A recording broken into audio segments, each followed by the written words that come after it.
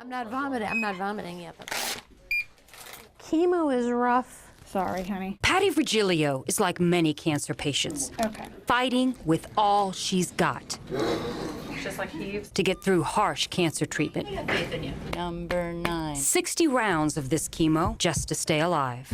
The vomiting, the way I feel days after, really could break your spirit. So this is anti-nausea medication.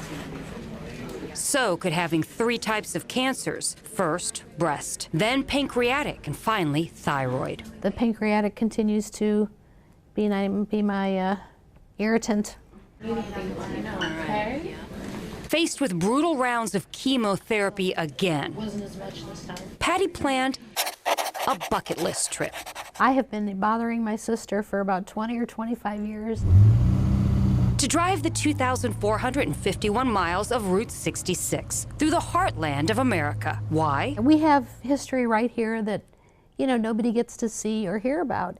And I wanted to bring that to myself and my family before, you never know when time runs out. Patty wanted to see the big blue whale in Catoosa, Oklahoma, Route 66 Red Rocker in Fanning, Missouri, and the Wigwam Motel in Holbrook, Arizona. Her sister Jane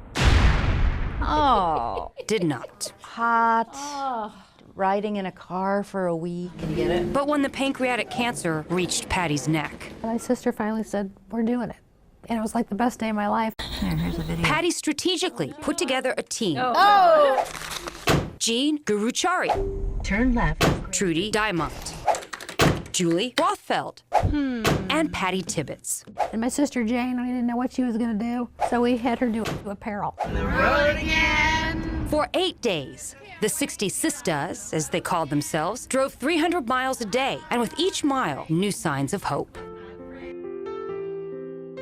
From the airline crew and passengers who wrote notes of inspiration for Patty on airline napkins, to the waitress who happened to have "Don't Give Up" on her pants leg, to a restaurant owner who also lost a loved one. They brought over a Sharpie permanent marker and asked if Patty would sign the outside of the restaurant. It was just a really a poignant moment with people connecting over grief, over, hope, inspiration, carrying on. You better believe the 60 Sisters had a little fun, too, sneaking beer in a dry county. We got flarp, which is this fart noises that we all turned into 12-year-old boys, basically. Patty says there wasn't one day the Sisters didn't bust a gut. And when they made it to the end of Route 66, It meant so much to me to put our toes in the water, the Pacific Ocean, and say we did it. I learned I'm stronger than I thought.